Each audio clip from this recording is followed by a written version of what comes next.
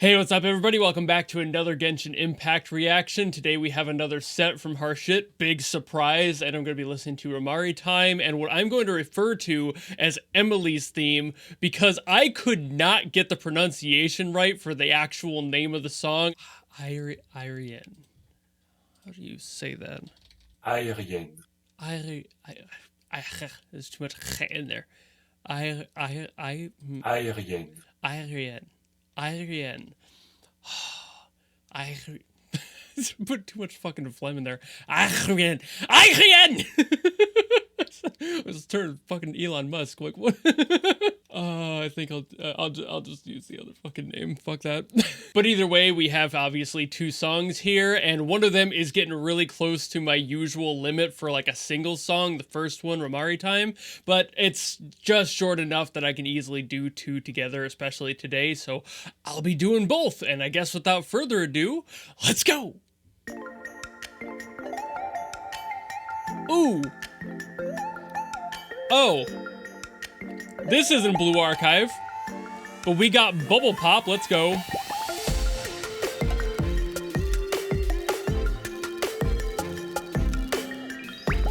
I did not expect this out of Genshin.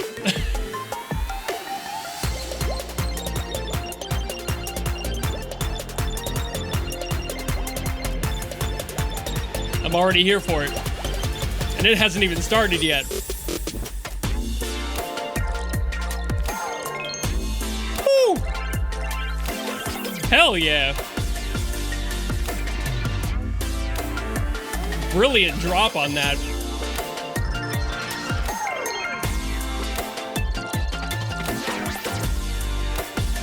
You can indeed stank face to Bubble Pop.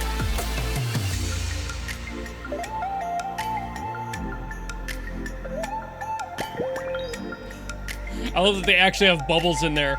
That's not like a requirement, but I appreciate it.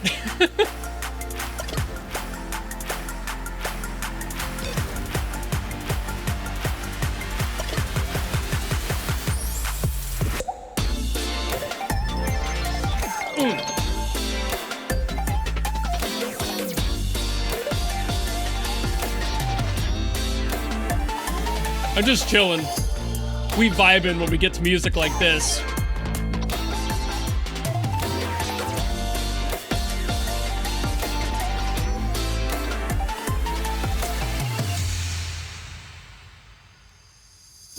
Okay, we're not done yet. I was like, that feels a little short.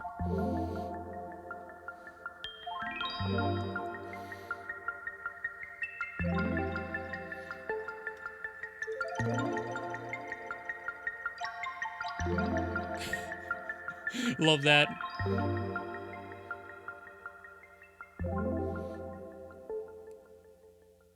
Ooh, okay, so it wasn't like a reintroduction, it was just like a really long outro. Oh, that was so nice. That was so much fun. I didn't know they hired Hyper Potions to work on this soundtrack. That was brilliant and really, really fun. For those who don't know, Hyper Potions is a group that does this type of music, this genre. If you like this genre and you don't know what it's called, I've mentioned a few times before, it's like hyper pop, bubble pop. It's in that same pocket. And if you really like this sort of stuff, they're a great starting point. That group Hyper Potions, they're just brilliant at it. They've done plenty of stuff over the years and you can easily find their work. But also, if you haven't played Blue Archive or listened to any of the reactions I've done, a lot of their music is this exact genre. So if you like this and you don't know where to find more, that's where you go to find it, because they do a lot of it in that soundtrack. Whether or not you play the game is kind of irrelevant, but their whole OST is just littered with the same genre and a lot of the same approaches in the soundscape and all of the like samples that they're using. A lot of the synths are very similar. This one's a little bit more broad. It has a little bit more time to work itself out, where like the ones from Blue Archive are usually like within a minute or a minute and a half, so they don't really give it that time to breathe too often, but they still have some brilliant soundtrack options on there that do a lot of movement, and some of them are extremely creative inside this space and inside this genre, so definitely worth listening to if you enjoy it. What I mean by having all that room to breathe is that this literally like widened the whole whole stereo process, and I have talked about that in different Genshin songs before, but how they handle it for this genre is very specific. It's meant to kind of encapsulate and wrap you in to the music and to the sound to make you feel like you're just floating on a cloud. It's a very specific sound profile to go for, and they nailed it here. They really had a lot of that floaty bubbliness, sometimes literally in those sound effects, and again, those aren't really required to be in there, but I love that they actually threw in the bubble sounds to the bubble pop. But largely what the sound requires is just this fluffiness, this lightheartedness, this energy that makes you feel like your feet aren't touching the ground, and they did that very well here. The melody was also really cutesy and lighthearted. That's another staple of this genre. It's something that you just have to experience in order to understand, and that's why a lot of people are like, what is that genre of music? Because it kind of just disappears and reappears at random in spots you would never anticipate or expect, and even in places that you would kind of expect that, like the Blue Archive soundtrack, where that whole game's aesthetic kind of lends itself to that genre. If you've seen anything from it, it's still a matter of like, hey, where did that sound go? Why do I only hear it in this one specific location? So it's interesting that Genshin has it in there, because I would never have anticipated them including this type of genre, but also given some of the other lighthearted themes that I have heard, it kind of fits. It makes sense. Some of their like more like fairy-like, whimsical, lighthearted stuff kind of plays into this as well. They definitely share some qualities and similarities, but I adore that this is in there. I didn't think I would ever be hearing this genre from this game, and you will not see me giving it any less credit for just showing up out of nowhere, because that's exactly what this genre does. As I said earlier, it's the perfect genre to just be like, hey, we need a bubbly, happy, lighthearted, fluffy, cutesy bullshit. It's a squishmallow in musical form. We need specifically that sound. This is that sound. But to be honest, and is the case in a lot of this genre, there's nothing really stand out. Nothing I would say is like the most notable moment in this song, not even down to the different samples used. There's nothing really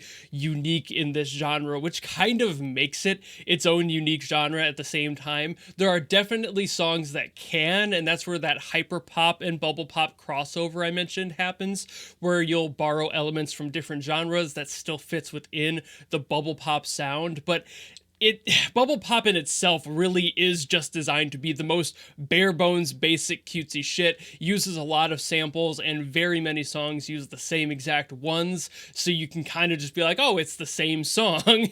So while it's really nice and I love having it there, it's also something that, in this case, being the only one, is really where this music shines, whereas like in Blue Archive, it just is oversaturated with it. And while I love the sound, a lot of them do kind of end up sounding samey, and that can be very bad. So this gets props for just being the one and only that I've heard so far. And while there may be another couple out there I haven't heard yet, it's still not so saturated that it's the only thing I hear.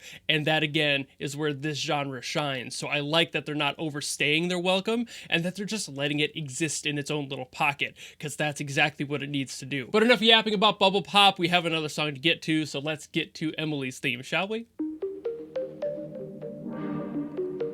Wait a minute. We might have had another one. This might be more like synth wavy. It feels a little too relaxed. Yep, different genre. This kind of has more of like an R&B flavor to it.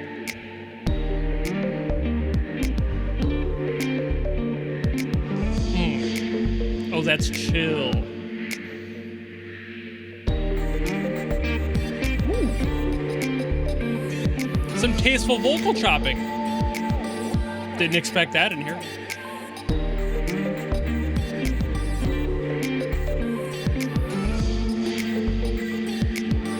Fits really well, though.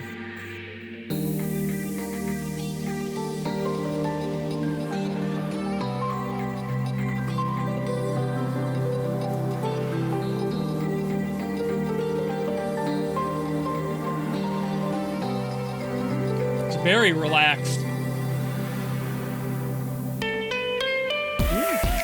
Ooh. Never mind. kicks in with that energy.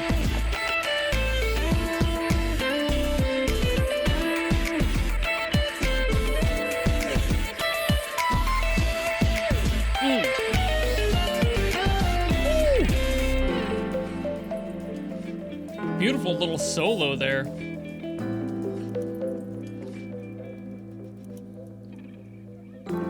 Woo. That energy came out of nowhere, but I'm not mad about it. And then it just dissipates, kind of just dissolves right back into the water again. Really cool sound on that one. So that was just like the definition of smooth. It actually reminded me a little bit of the Pantheon Stocking soundtrack, some of the stuff that Teddy Lloyd, the music producer for that, made for that series. And while this is still much more overall chill compared to that stuff, it was a lot more EDM and more upbeat and designed to keep the energy up. This had a very similar funk root groove to it, and that's kind of where the R&B feel was in there. Lots of that inspiration in it. Loved the vibes of this one. This is a song I could just listen to with headphones on, laying out in a field of grass, looking up at the sky and reflecting on all the shit going on in my life, but not caring too much about it in that moment. It's a very, very nice song for that sort of thing. It's the perfect theme to just reflect on. And I kind of wonder if that mood doesn't reflect on the character it was written for. I don't know the character of Emillie or any really of the characters from Genshin that well to know, but this one feels so intimate with it, so I feel like it probably relates to the character's personality a little bit. Maybe they're a little bit more laid back and aloof. Maybe that's just their personality, or at least what they strive to be. Or maybe they're just a really cool person and they cannot be bothered by any minor inconvenience to their life. I could see that being the case as well. It's just a really chill, really laid back song that has a great root system in that funk and R&B corner, and it just feels so nice. It's honestly too short. I could see why people would want to listen to this one on loop, especially like if there's an extended version of this one or something, people downloading that and listening to it on their own time, 100%. This is a type of music that works great in lieu of something like lo-fi girl streams. I could see this being the song that like barely keeps you awake, but relaxed enough to work on homework and not get too stressed out. It's totally that energy, and I am here for that 100%. It actually just hit me what this reminded me of, like a really trendy bar or a food place of some sort, some restaurant, some cafe that's just really laid back, and kind of you walk in there and you're just like, this is a good place to get a cup of coffee.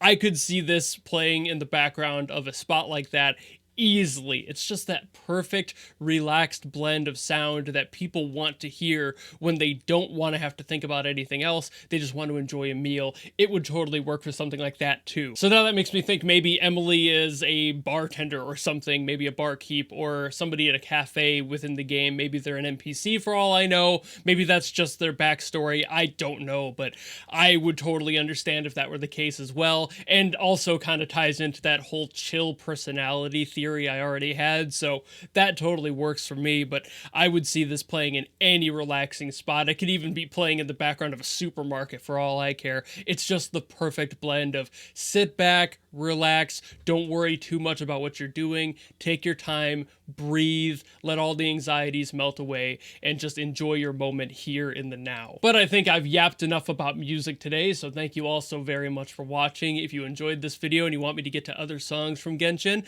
leave them down in the comments below and I will do my best to get to them. Odds are it will be Harshit's music again, because he always has the top comment, but that's just how it works on this channel, I guess. But yeah, if you have anything, let me know. And of course, if you enjoyed this video and you want to follow me and support me for stuff in the future, you know how to do all that, and I will see you all in the next video.